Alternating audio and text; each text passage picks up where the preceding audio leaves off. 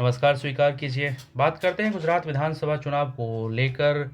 पहले दौर की मतदान समाप्त हो गई है, यानी पहले चरण की वोटिंग शाम 5 बजे का अगर रिकॉर्ड अगर बात बताएं तो 19 जिलों में 89 सीटों पर मतदान हुआ था, जिसमें 788 प्रत्याशियों की किस्मत ईवीएम मशीन में कैद हो गई है। लेकिन मतदान प्रतिशत को लेकर थोड़ी सी चिंता की बात है, क्योंकि पिछले चुनाव के मुताबिक इस बार करीब 10% जो है मतदान कम हुआ है। यानी 5 बजे तक की जो रिपोर्ट है उसके मुताबिक 56% वोटिंग हुई है। हालांकि जो फाइनल आंकड़ा है चुनाव आयोग की तरफ से आना बाकी है। लेकिन अगर मान लीजिए 1-2% भी अगर बढ़ जाता है, अगर 5 बजे के बाद अगर कुछ फाइनल आंकड़े में कुछ इजाफा हो जाता है, तो फिर भी पिछले चुनाव के मुताबिक कम से कम 7-8% जो मतदान है वो कम हुआ होगा।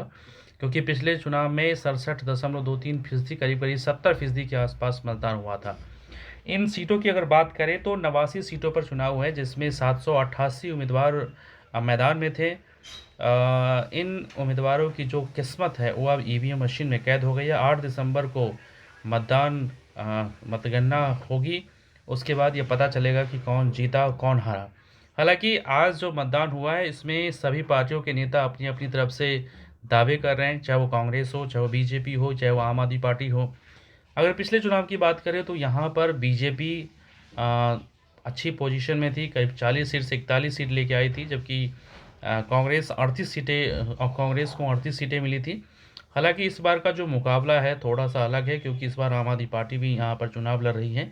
तो ऐसे में ये कहा जाना कि इस बार का जो मतदान है वो कितना टफ है, ये इससे अंदाज़ा लगाया जा सकता है।